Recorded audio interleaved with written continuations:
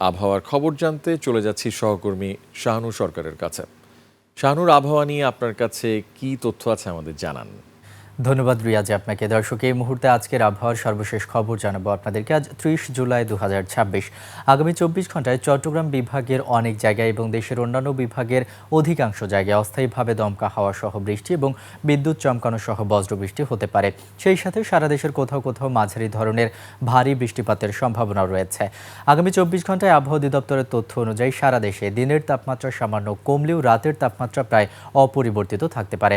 আজ ৩০ জুলাই ঢাকার সর্বোচ্চ তাপমাত্রা রেকর্ড করা হয়েছিল ৩৫.৩ ডিগ্রি সেলসিয়াস এবং ঢাকার সর্বনিম্ন তাপমাত্রা ছিল ২৬ ডিগ্রি সেলসিয়াস। আজ ঢাকায় কিন্তু দেশের সর্বোচ্চ তাপমাত্রা ৩৫.৩ ডিগ্রি সেলসিয়াস রেকর্ড করা হয়েছে। এই মুহূর্তে রাজধানী ঢাকা সহ দেশের বিভিন্ন স্থানে তাপমাত্রার দিকে লক্ষ্য করলে দেখতে পাচ্ছি রাজধানী ঢাকার এই মুহূর্তের গড় তাপমাত্রা রয়েছে ২৮ ডিগ্রি সেলসিয়াস। বগুড়ার তাপমাত্রা দেখতে পাচ্ছি ২৯ ডিগ্রি সেলসিয়াস।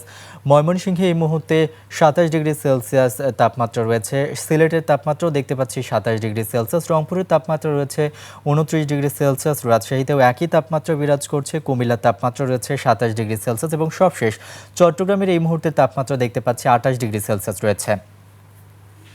আজ সন্ধ্যা ৬টায় ঢাকার বাতাসের আপেক্ষিক আর্দ্রতা রেকর্ড করা হয়েছে শতকরা ৬৮%। আজ ঢাকায় সূর্যাস্ত হয়েছে ৬টা ৪৫ মিনিটে এবং আগামীকাল ঢাকায় সূর্যোদয় হবে ৫টা ২৭ মিনিটে।